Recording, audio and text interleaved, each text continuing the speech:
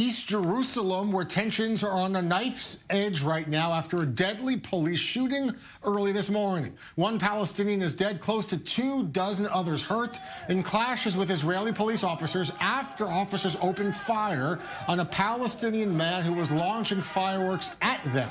This is video into the I-24 newsroom. Police say the man, roughly 20 years old, was firing the fireworks at close range and putting officers' lives in danger. That led to a prolonged clash between police and East Jerusalem residents.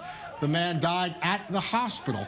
With me now in studio is I-24 News defense correspondent Daniel Tsemach. Daniel, give us a sense about this escalation. What precipitated it was a police kind of raid, a police operation deep in East Jerusalem in the first place. Why were they there? Well, first of all, it's important to acknowledge the fact that Issawiya is a neighborhood, it's a village within East Jerusalem that has a lot of clashes between Israeli security forces and Palestinians, and at times even internally. It's not a place that's unfamiliar with violence, so to speak. But the latest sort of round of raids that we've seen are really part of a larger effort than we understand, as also reported in Israeli media, that's actually being conducted by the Israeli police to try and weed out different members of the Popular Front for the Liberation of Palestine, the PFLP, that there's a terror cell operating within Issawiya. It's actually happened in the past. And we also understand that that individual who was shot by police may even been a member. So they're really trying to sniff out that terror cell to pull out the people involved. And because of these nightly raids, you're oftentimes seeing clashes. Anytime you see Israeli security forces, especially in areas within East Jerusalem,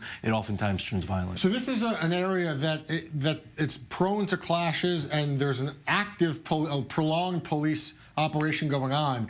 And again, the police statement says this was a fireworks launched towards them. What do we know, perhaps, about the decision to open fire? So here, what we understand from the Israeli military, from the Israeli police, from their international spokesperson, Mickey Rosenfeld, is that these forces that were operating in this condensed urban area felt as though they were under threat. Now, when you're under threat and perceiving that you're in imminent danger, whether it be a firework or a gun or any sort of fire that could threaten the lives of the forces, according to the Israeli police, that's why they opened with live fire. They felt that their own forces were at harm, and the individual who attacked them in this case succumbed to his wounds in the hospital. Important to mention here also, Jeff, that this individual was previously in Israeli prison.